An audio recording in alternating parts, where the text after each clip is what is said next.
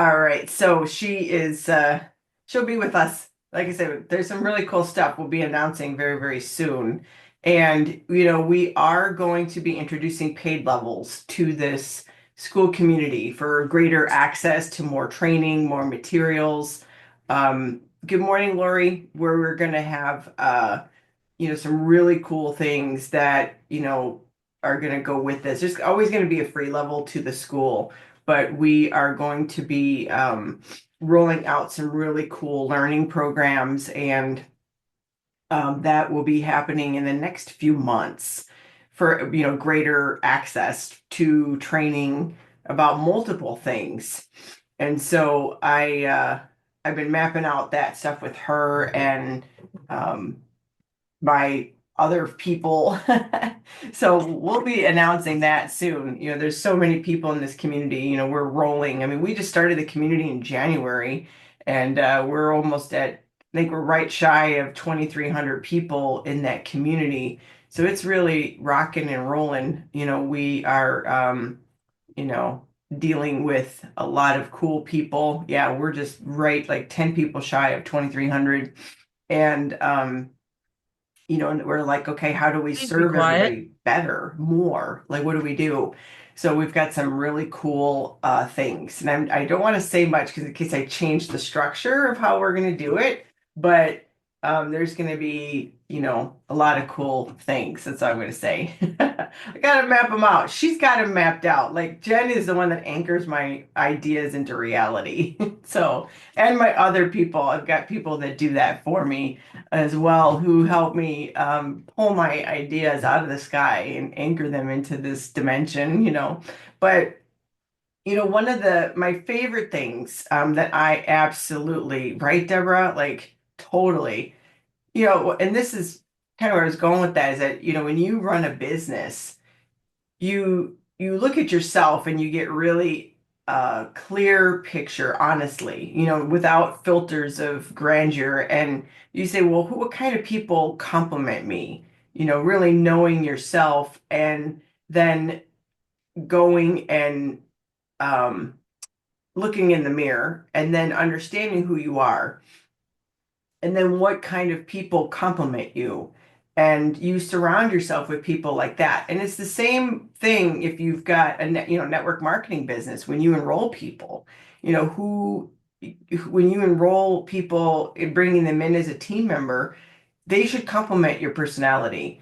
And if you have a whole team of people just like you, or, in the personality, types, there's always the opposite, personality type. So if you're like a red and your whole team is yellows, it's going to be like a lovely time, and everybody's going to be nice and everybody's going to be helpful, but you're not going to have that, that like the fun side of the blues, or what I mean, or the analytics. You get really lopsided in the people that you attract in your company, because of what you're putting out there. And so to really actively seek rounded out personalities to help you and have a good solid base in your team where people are complimentary to you, it is very, very important. And you can even write ads to that. You can write ads with copy that attracts certain personality types, so that you look at your team and you're like, okay, I need more of these kinds of people. And then you can write ads to speak to those types of people. And even when you hire people or you bring people on as a VA or whatever you're going to do, I mean, bringing on complementary individuals is so incredibly important. But the most important thing is you got to know yourself. You got to really take a good look at yourself, and you're like, okay, I'm great at these things. These are not my greatest strengths, and these are the people I'm going to, bring in and complement who I am. So yeah, we all work together, and it's just so good. We're going to talk about one of my favorite topics in the entire universe is talking to people in conversation. You know, I teach a lot of people how to run ads. And looking at a business, we always need new people to talk to every day. Like if you don't have a pipeline of new people, your business is going to die or it will never go anywhere. Like hands down, you've got to have more people that you're trying to work with than you can even keep track of. But then once you have those people, then the next biggest thing that we have to work with is the conversations and how to get people to engage and respond to you. And I find that most people's biggest challenge in running their business is actually this.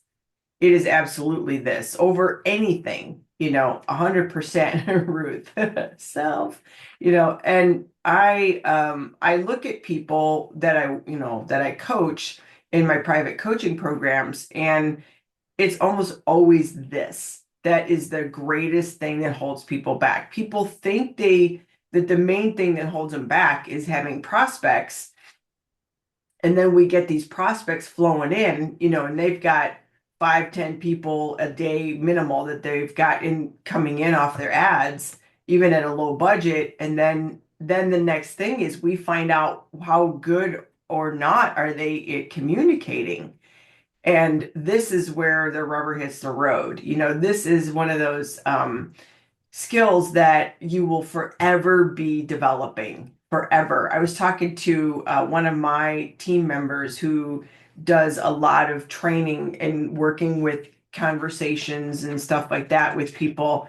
And she and I were talking yesterday, and she said, the problem is with this is that it's a learned skill.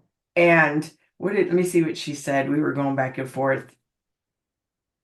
Let's see. Maybe I had to tour in a conversation like we were actually talking. Oh yeah. Yeah. She goes, it's definitely a learned skill, an art almost. And I said, absolutely. I've got a couple really great team members that are super good at conversations. And this is Gina. She's another one that I have on my team. And she did a special training for people on opening conversations and really rallying people to get them engaged as well lately, because we know this is like the biggest thing in the world. But, we find almost always that the struggle happens in the conversation. And so I've got some clients that they get the leads coming through and they just bang it up and the conversations are flowing and they're enrolling like crazy into their business. It's growing, they're selling, yada, yada. And then on the other side of that, there's people that, they have to almost start at square one learning this stuff. And that's like, okay, I started teaching ads only for many years. And then I thought, oh, geez, I got to put in this because this is, I think, where really the greatest struggle is. And so we have to really work on developing their skills as far as opening conversations, keeping people retained, re-engaging people. And so there's some basic things that I'm going to talk about. I'm going to talk about, I'm going to open a thing here.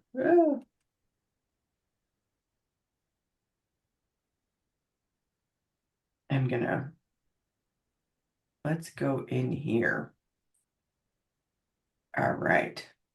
So this is my handy dandy high tech screen with the PowerPoint. It's the way I would like to work here. But we are I want to make sure that okay, there we go. Making sure I let somebody in. We're going to talk about, I think, the things behind the words.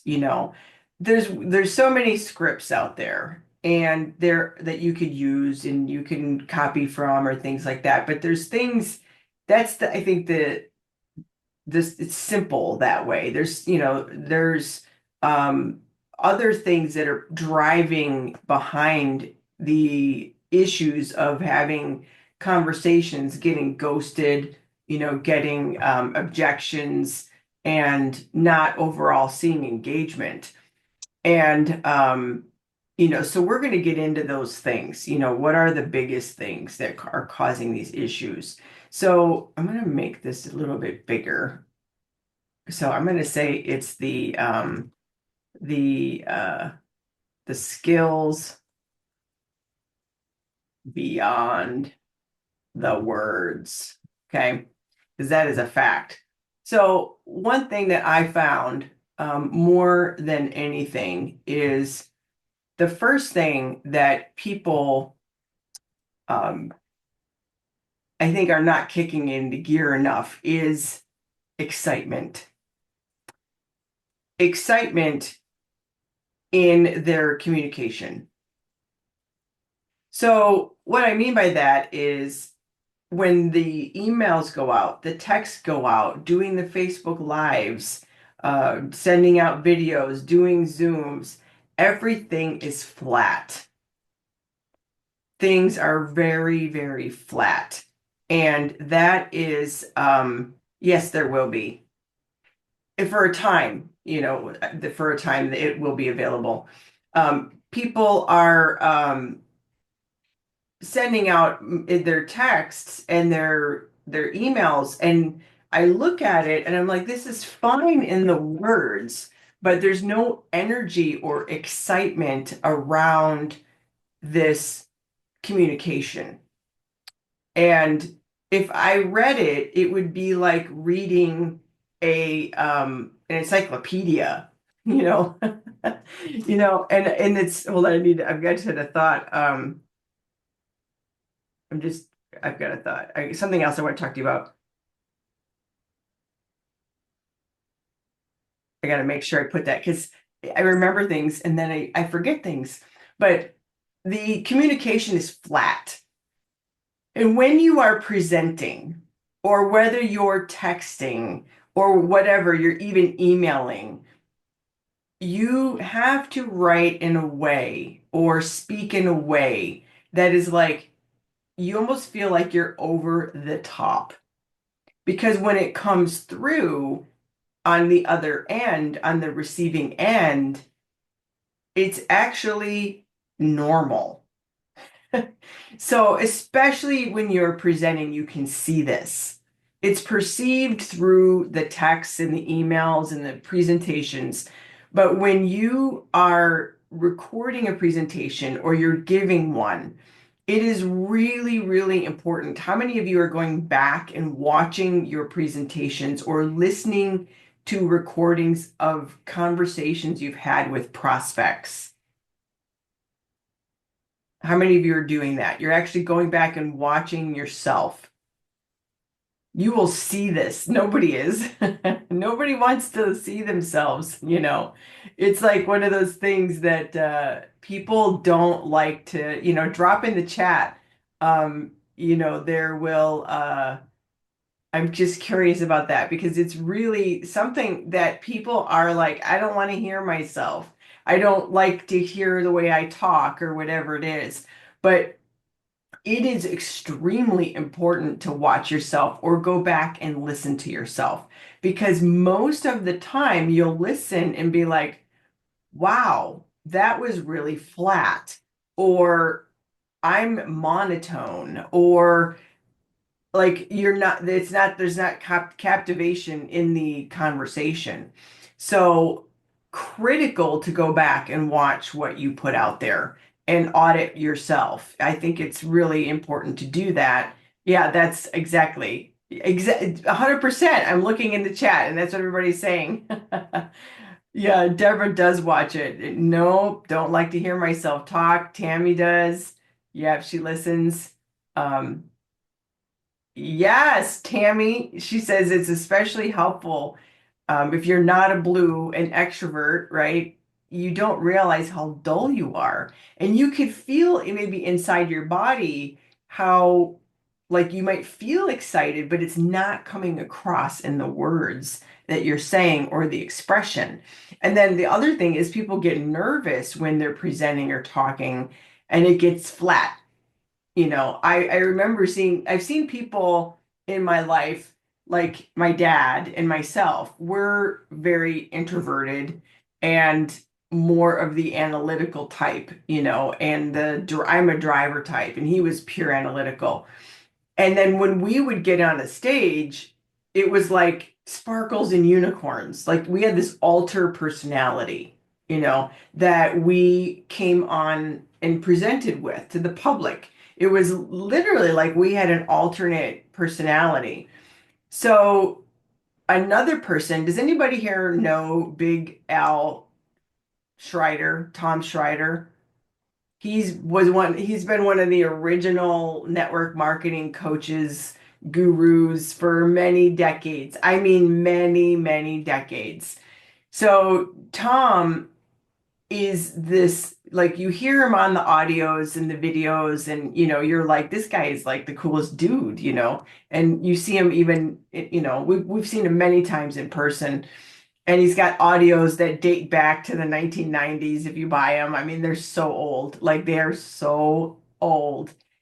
And you hear him and he's like, he's the coolest guy in the world, And you meet him in person and he's one of the most socially awkward individuals you will ever meet in your entire life. But when he gets on that stage, he has an alter ego that he puts forward. It's almost like you're putting on you're acting in a way, and like you're putting on this persona of excitement and bubbly and funny and things like that, or your stuff will go like right in the tubes. So being excited and presenting with that through all of your communication, I think is really critical in getting people to respond to you. Because what happens is if people dial in and they watch a few minutes and they don't get pulled in, falls flat. They will leave, they won't read, they kind of tune you out. It's really, really important. This is one of those things that I cannot stress enough. And this is something that watching yourself and listening to yourself is so extremely important. And yeah, I know, Deborah, I'm the same way. Deborah says, I'm an introvert that loves public speaking. Go figure. I could tell you why I love public speaking, because then I don't need to have one-on-one conversations. I can speak to a room of 400 people, 1,000 people, and I'm not having to extend my energy with 400 individual conversations. And this was kind of like the thing that inspired me to get good at public speaking. I thought, well, I could either have one-on-one conversations with most like small intimate gatherings or 10 to 15 people. I'm like, so I could either get good at speaking to 10 or 15 people in standing in the front of a room, or I'd have to have like 10 or 15 coffee meetings with those people. And I would rather have died than done that. And when I first started speaking, this was back like even after college, and when I was working in corporate and I was doing OSHA training and human resources training and stuff like that. And this is kind of how I got myself polished for my presentation skills. And I remember getting ready to present, and I would have this dialogue with myself saying, well, I have two options here. One is to go up there and be shy and introverted and look like an idiot. But then my ego came to the other side and said, or you can pull yourself up, pull up and put your big girl panties on, and you can fake that you are confident. Because my ego is so big, I'm like, well, I'm just gonna like I'm just going to fake it. I'm going to go and pretend like I'm the most confident person in the entire world. And I'm going to get in front of that audience and I'm going to pull in a persona that I use when I present. And I developed that over the years. And this one thing that Gina and I were talking about is that this is an art, it's a craft. You go, you present, you watch yourself, you listen. Okay, that could be better, that could be funnier, that could be, that was falling flat. When, especially nowadays, it's different because we have the phones And so if you're giving a presentation, all of a sudden people are head down, they're on their phone. In the past, I would be speaking into the group of people and I would look for the glazed over faces. When people were watching and then all of a sudden the eyes started to go like this and their eyes would close and I'm like, crap, I gotta up my game. It's really funny. And then I got my throat's got a little something in it. Yeah. Wanda and Debbie, Debbie says, I don't mind talking. I just have never been one to toot my own horn. Then I end up with imposter syndrome. What's interesting about imposter syndrome, that's worth of a whole call. Because I think everybody goes through it, especially if you care. You're like, am I really that person that people think I am, and etc. But on the other side of that, truly, most people to some degree are like a hot mess. And if you kind of have your poop in a group, you're like 100% ahead of them, truly. So it's so sometimes that inner battle that we have. And Wanda says, I used to teach many years ago, and it's exactly how I feel until I got used to it. 100%. So you got to find within you, you know, something that I was thinking about even last night as I was, thinking about this call and other things that we're going to be doing. And it's so important to be and project that into the world, who you would love to have, especially if you're in network marketing as your sponsor. You've got to be that person. Like if you could go back and say, I want the ideal person to be my sponsor. Maybe they are, maybe they're not, but you've got to be that person and project that to the world, to your team and people that you would like to bring in your team, because people are looking for a leader. And I guess that would be even something I could put as number two, is that this I don't hear talked about a lot. So people are looking for a leader, and it is very important to project your not strength as in like I can't even spell strength this morning. How about your posture, since strength is a word I can't spell this morning. So the projecting leadership through your communication is really, really important. Even if you are new in your business and you have not been doing this a long time, and you are maybe not leader of quote a large team yet, it's being a leader is somebody who sets example in a way that other people feel confident in following. And so leadership is not about telling people what to do. Leadership is not about controlling people, but in a world where, as we all could probably admit, things are wacky out there, right, in the world. And especially when looking in on the internet. And having your leadership in a way that you're certain where you're going. And whether people choose to go with you or not, that's up to them. And, being a leader is really about helping other individuals get to their goals and putting those other individuals very much in front and helping them get to where they want to go. A leader facilitates other people's success. But leaders also do the things that it takes to be successful themselves. So the greatest leaders are compassionate, encouraging, and guiding, but they're also doing the activities that are going, to show everybody else what to do. I will tell you one thing. Running a large team is like herding cats. The only way you can truly show them how to do it is to do it yourself.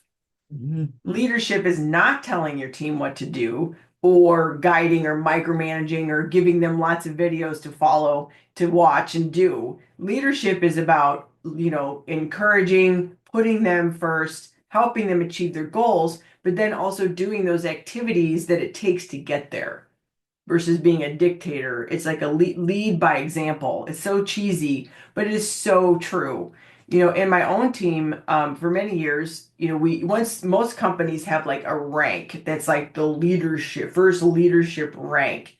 And it's almost like you've arrived. Corporate starts like rolling out the red carpet for you and all this stuff, right? And now you're a leader. And this is what they say, you're a leader now. And you're like, okay, and then what happens to most people is they start to tell people what to do versus leading by example. Well, I'm a leader. I'm going to tell you and you and you how to do your business. But leadership is really about being certain where you're going, caring about other people, and then doing the activities that it takes to get to success. And that leadership and that certainty and that posture needs to come through on your communication because people are looking for somebody to follow. They're looking for somebody to guide them and help them get to their goals because they can't do it on their own or they would already be there, right? So they are looking for somebody to help them see the path, get going, and keep them on the rails and encourage them to get there. And that needs to come through in your communication is leadership. So it's posture. It's beyond posture. It's posture, it's compassion, it's leading by example. These are just some of the pieces, that we put into leadership, but it is about that. It's somebody who is really solid in their direction.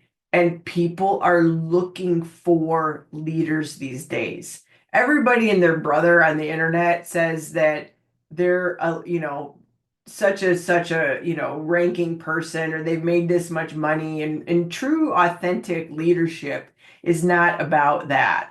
It's about being somebody that has typically they're very clear in who they are. They're very clear in where they're going, but they also care about the people that they're leading and helping them get there too. Some of the most uh, successful leaders I've ever met are very humble people. They were just, they locked arms with their team and they're like, we're going. And they just helped everybody hit their goals through locking arms, absolutely. Yep, lead by example, not from theory. Exactly. Telling your team what to do does not work. I will tell you that. There was a time in my business that was flatlined for many years in growth and I was doing that thing when like I said, you hit that rank where you're like, okay, you're a leader now. And you're like, okay, I'm going to lead. And you don't even know what you're freaking doing, right? So you're like, I'm a leader. So then you start telling everybody what to do, like you're a coach, like you don't even know what you're doing. So you're starting to, you're like, okay, you need to do this and this and this, and you need to do this and this and this. You're coaching your team. And I did that for many years, and my team was not growing the way that it should have. And so I was working with a coach, and I've always will tell you that my greatest breakthroughs in my own business, multiple businesses, is it's always been because of coaching from other people. Like I've hired a coach and worked with a coach, and he said, you need to turn around and start getting out there as if you were brand new doing your business and you have this head start. And he's like, you've got to stop mentoring like one-on-ones and the way that you're doing things. You need to turn this way and go. And when I did that and I stopped telling my team what, was like coaching, I was stopped coaching my team and I turned and I started running and sponsoring like I was starting, back up to 30, 40 people a month enrollments. So every time somebody came to me in my team and they said, well, Jen, what about this? What if I do it this way? I encouraged them. I never told them what to do anymore. I said, that's an amazing idea. You might also think about this and this too, but take it and run with it. I love where you're going with it. And I started sending out encouraging messages. Everything they did, I encouraged and I validated. I stopped even coaching them, and my team doubled in volume. And it was really about them watching me do my thing, and it was really about me validating them in their own knowledge and what they wanted to do, because it's one of those things that the more you tell somebody what to do, the more they think they need to be told what to do. Okay, I'm going to say that again. The more you tell somebody what to do, the more they think they need to be told what to do. It does not create independent thinkers, because the worst thing that you could do in your business is promote yourself as an expert. So if you stand there and you're an expert, you have all this experience in whatever it is, and you might. Like, I have a bachelor's degree in science, environmental science. I have a master's degree in nutrition. I have another degree in body work and massage therapy. I have a lot of things I could say that, and more certifications than I can count. But I stopped telling my prospects any of that. I also stopped telling them about the size of my team. So they thought I wanted everybody in my audience to say, I can do that too. And that is leading me to the next one, which is simplicity. Come on, duplicator slide, duplicate slide. Number 3 is simplicity. All of your communication, because can't walk and do chewing gum at the same time here. All of the things that these are the things that are beyond the words. The words are simple. It's what is behind the words. And when we make things really difficult, or confusing or complicated, we should be focused on one or two messages in our communications. And I mean, as a general, I should put 2 general messages or themes. Um, Hold on, this thing in the Zoom is in the way.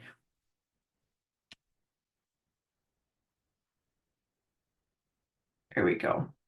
So focus on 1 or 2 themes in our communications. So your team maybe say example about,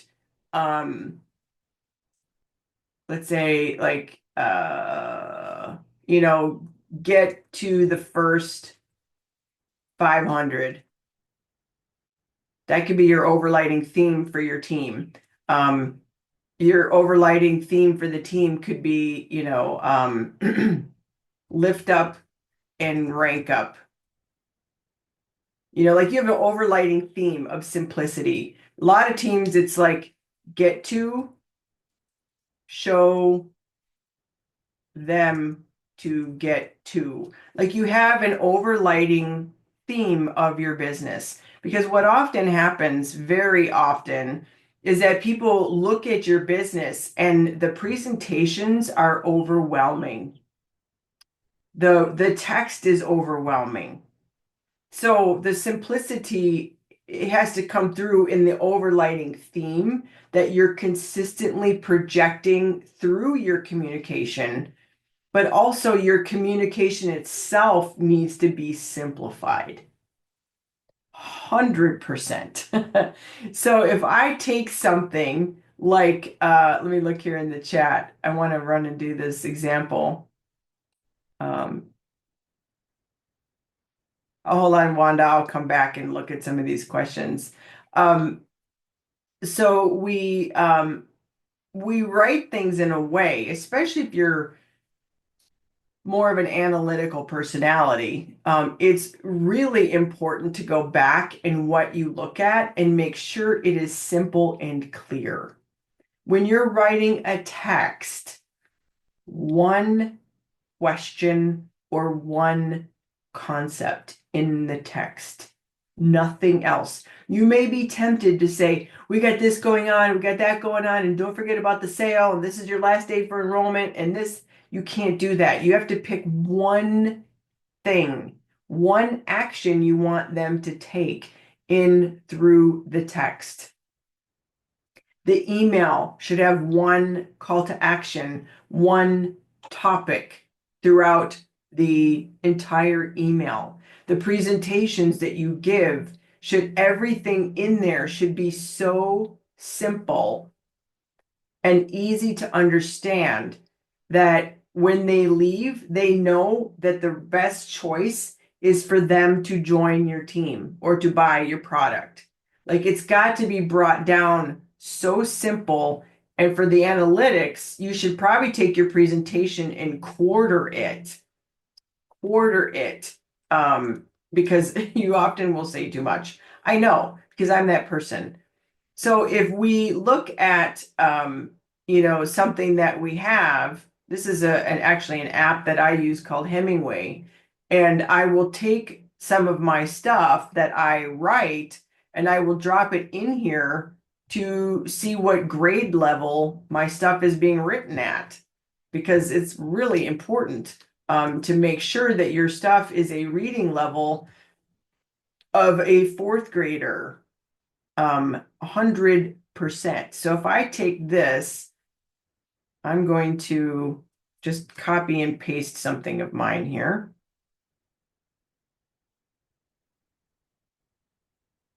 And I'm going to drop it in.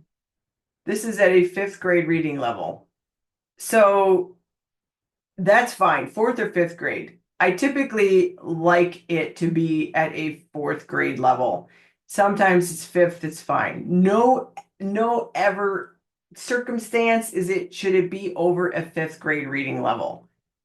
You've got to even bring it down even more simple, more simple, more simple.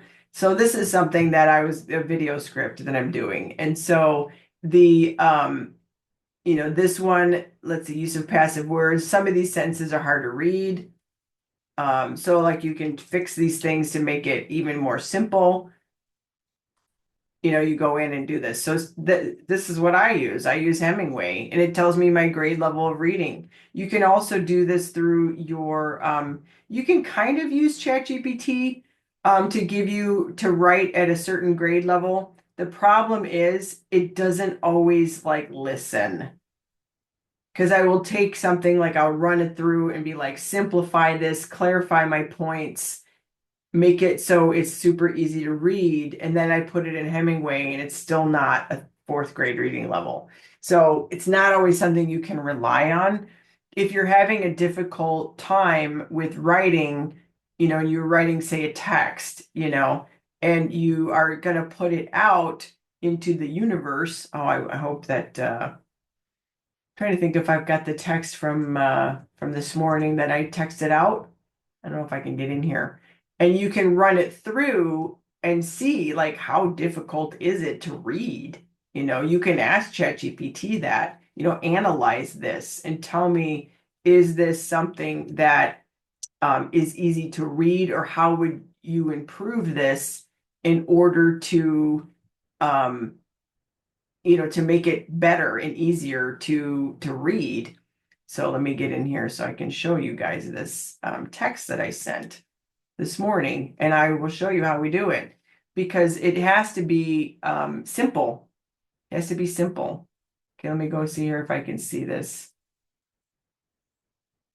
Nope. Of course, I sent out like thousands of texts this morning. Let's see, where did it go? Okay, here we go.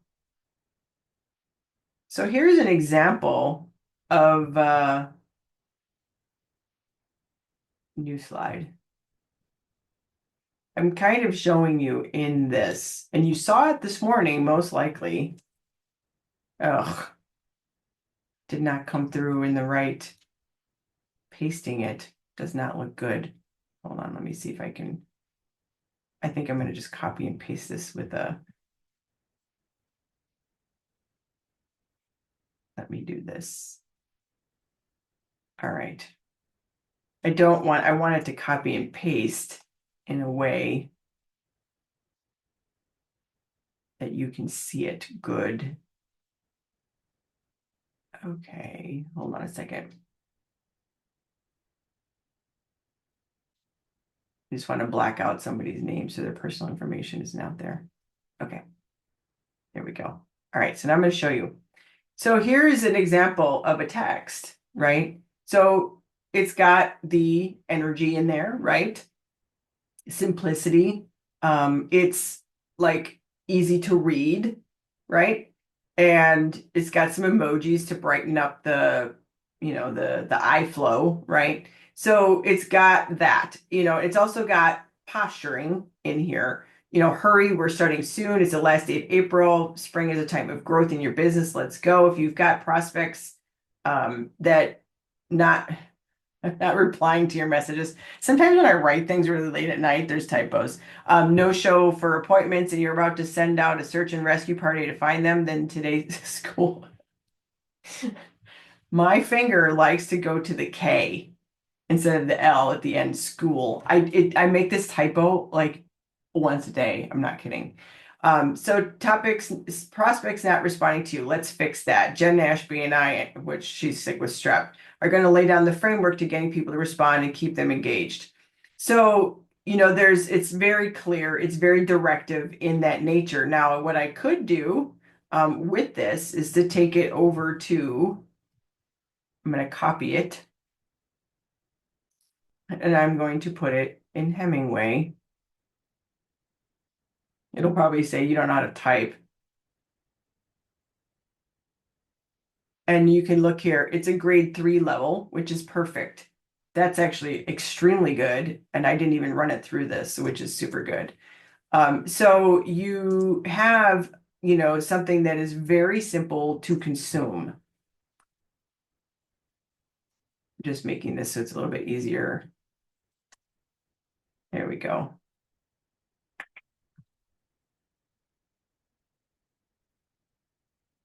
It just takes the formatting. So you have something that's very easy to consume. It's now it's a grade level 1, first grade. So like, you can reframe this sentence and it would even be less awkward. But the reason why we need to write like this is because people get mental fatigue. So if you're not communicating through your messaging with simplicity and one call to action, that text that I wrote has one directive. It's about getting to the live training. It's not talking about, oh, we've got a sale or we have these other things going on, or you know what I mean? Like it's one thing. Get to this event, right? Come get this one problem fixed. So this is a huge reason why people are ghosting you. It's a huge reason why they're not showing up. People's lives are so overwhelmed. People are running through life in a way where their life is like running them over flat. They can barely handle one more thing. And if they think that through your communication that they're seeing that what you've got is confusing, overwhelming, or hard, they're out and they're going to ghost you. And it's really important in your presentations to your prospects, especially like with my clients, they're running ads. And then people are coming in and responding to ads. And then, in comes a presentation. That presentation needs to be so simple and so clear as to what they're asking the question. What do I have to do? Is this hard? And is it going to fit in my busy life? I mean, it's kind of like they don't want anything that's going to be like taken over their life and complicated. And if they're going to have to go to work, obviously, that's part of building a business. But that initial thing that we give them has to be so easy to understand. If it confuses them at all, they're out and they're going to ghost you. This is too hard. They're out. So everything you do, the theme of your business, your team's theme needs to be simple. Your communication needs to be simple. Like you have to be like you're speaking to first and second graders. And it's not like you're condescending. The reason is because people have so much mental fatigue that they can't expend it on things that like this because their life is chaos and they're overwhelmed operating like blah. And if they need to see your stuff as an oasis. And you do that through simplicity in your text and and I mean like all text, from social media posts to texting through the phone to your presentation, everything needs to be clear, simple, and with very little themes. Like I said, your team theme, identify a team theme, a core theme, two max, but one particular is better. And then all of your communication needs one one thing, one call to action, one directive for them. So that when you're writing your stuff, remember, you got to put in the excitement. You got to elevate the energy, even with the typos, like I did this morning. You know, you've got you've got the typos, you've got all of that stuff, but you got to put the excitement in. You've also got to be certain in where you're going and having people come with you, and that's the way, they quote follow is through walking with you. So your leadership needs to be strong, which includes your directive and the next steps for them and showing them what to do by walking with them doing it. And this other piece is really about being simple. One thing that we're going to talk about in future trainings is we're going to talk about building communities. Jen is an expert at that, and we're going to be bringing that into what we're going to do. But, you know, that's like the next piece after this. Again, the words are not the magic always. The words can help, but truly it's these invisible things that are behind the words. And this comes through in everything that they are, perceiving of you. So if they're getting a text, an email, a presentation, you've got to sit back and go, is this simple? Is it like one call to action, one directive? Do I have enough energy and excitement in this thing that I'm writing? Even a small text like this text here that I wrote this morning, or actually I wrote it like 1 in the morning last night. That's why it's got typos. Um, that text is very directive and it's got the leadership coming through it, right? There's certainty in it. Come follow, come here, let's fix your thing. Let's help you get the skill dialed in. It's like, we're going to show you, that's leadership. So these are very simple things to think about. People think, oh, I want the words, I want the nitty gritty, type of thing. And here's an example of a text, but this is how all of your communication should be because people are overwhelmed, they have brain fog, they have mental fatigue, they've got decision fatigue, and they need your stuff to be like this little rainbow oasis. When we run ads, we will often use images of beach scenes, tropical beach scenes, because that's what people want to escape to. And if they associate that with your business, they will click. Okay. So let me go through, and there's a whole bunch of stuff here in the chat I want to see. Let's see here as we wrap. If there's anything you want to add, drop it in because I'm going to go through this now. Let me go. I got to back way up. I'm in. Yeah, Ruth, they often they want you to do it rather than showing them 100%. They don't listen. It's like having a bunch of cats. It just is. I tried telling people what to do for many years, and they just don't. They will do what you do, not what you say.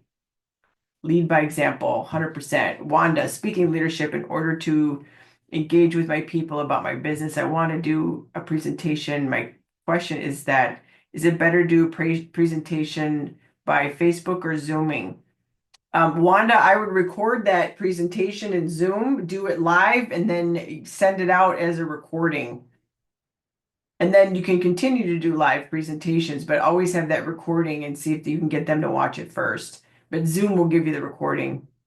And there are still ways you can stream through Facebook, but you can get their registration through the Zoom, and then you know who's attending. You can also live stream it, but I just Facebook, and that's why I don't even do these through that way anymore because nobody sees it. I would send out thousands of invites and one person would come to Facebook. I invite people to a Zoom and I have it here and we have anywhere from 20 to 40 people on here every week. All right. Yes, Debbie. Yes, yes, yes, yes. I agree with all that. Let's see. Once I once read a leader takes you to where you wouldn't go on your own. Yes, 100%. And that's a dance, Blanca, of being a leader and not and guiding and showing and supporting without enabling. Right. That's definitely there's a little line there. And some people they cross that line and they create a codependent team, right? Which I'm pretty sure I did at some point. I think we all do. And then you realize I'm like getting crushed by this thing. Um, um, I don't really use automatic DM bots unless it's just for an initial reach out. I don't use them. We've tried a bot, did not work very well. You can put some basic automation on your Facebook page and your Instagram. You know, you can use ManyChat or you can use some of Facebook's automated features, you know, meta features. But I am not a fan of bots, AI bots. It's typically very obvious and they're expensive. Um, I've started using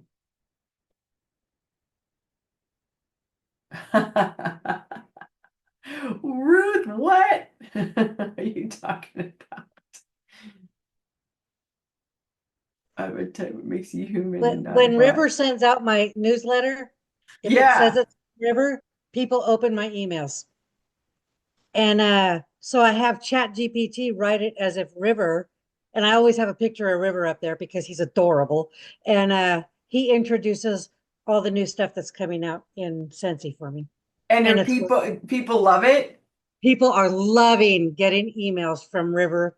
Yeah, and it's called Working from Home with River. Yeah. And I Oh, got that is pictures of him sitting so in my lap clever. and covering my computer from me and stuff. Yeah. Yeah. That It's been is working great. so clever. I love it. Thinking out of the box, right? Yeah, Relatable. I tend to spend a lot of time outside the box. You know that. I do, but that's what works for you. You know what I Yeah, mean? it Because does. that's why it's working. Mhm. Again, it's got to be, we've got to remember what we're creating is got to be somewhat of an oasis for people. And the fact when you put something out there and it's fun and it's enjoyable and they like to read it, it's an escape that it's inviting them and they feel good. You know, people respond to you because they feel good when they read it, you know, or they believe that you're going to help them make a change in their life that they want to change. So, but that overall feeling, I mean, I could see where that would be very welcoming and very successful. It's a really good idea. Yeah, I put some of his cookies in the bottom of my last Scentsy box and had him trying to. When I opened the box, he was acting a fool trying to get down into there, and of course, it looks like he's trying to smell all the Scentsy, but he's just trying to get to his cookies. Oh gosh, it's so funny. It's good. It's clever. It's a theme, you know? Yeah, And that goes yeah. back to what I was saying, you know, pick a theme, you know, pick something that, you know, it kind of runs through your stuff and get known for that. We call that branding, right? Yeah, We so call River is my new brand. Hey, you know what? That's better than you. Then you could make River go to work. Oh, Ruth, that was great. I appreciate you sharing that. I'm going through the chat right now before I'm making sure I don't miss anything. Um, yeah, you'll go back and you can revamp stuff and um, some of them sprinkle in short emails and long emails, Ruth, for all of you, because some people want more. Some people want less.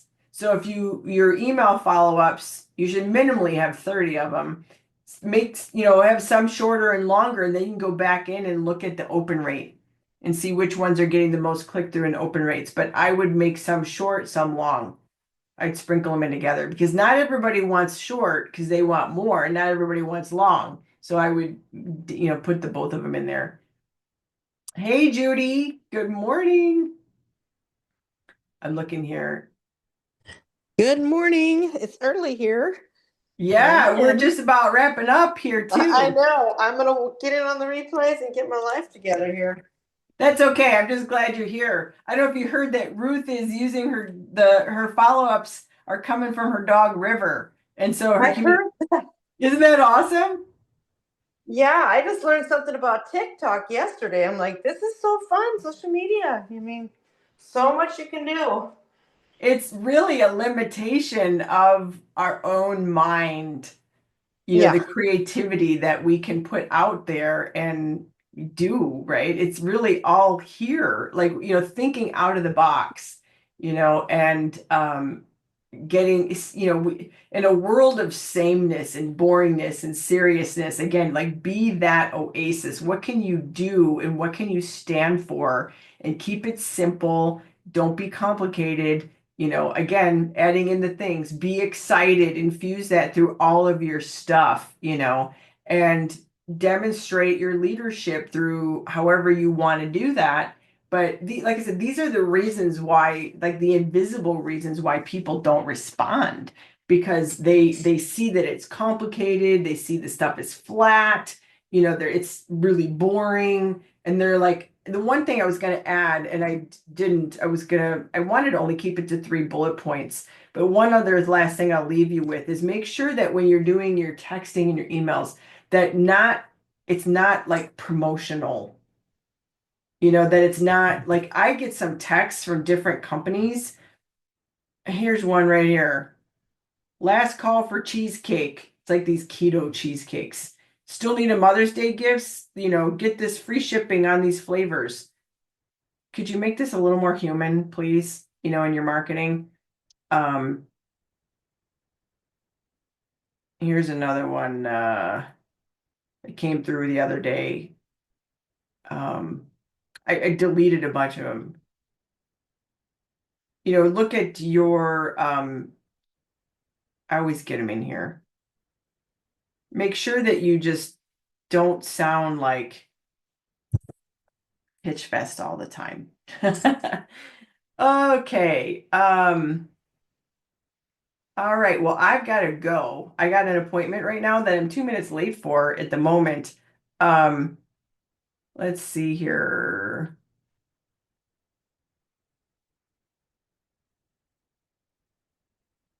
Uh, yeah, you can, Blanca. I mean, you can, but if you want it to be an ad, you're going to have to get that handled and straightened out. So, all right. We will see you guys next week. Hopefully, Jen will have a voice and she's over her strep. We'll be making some really huge announcements with the Skool community very, very soon. We got some cool stuff happening. And I will see all of you next week. Take care, everybody. Bye bye.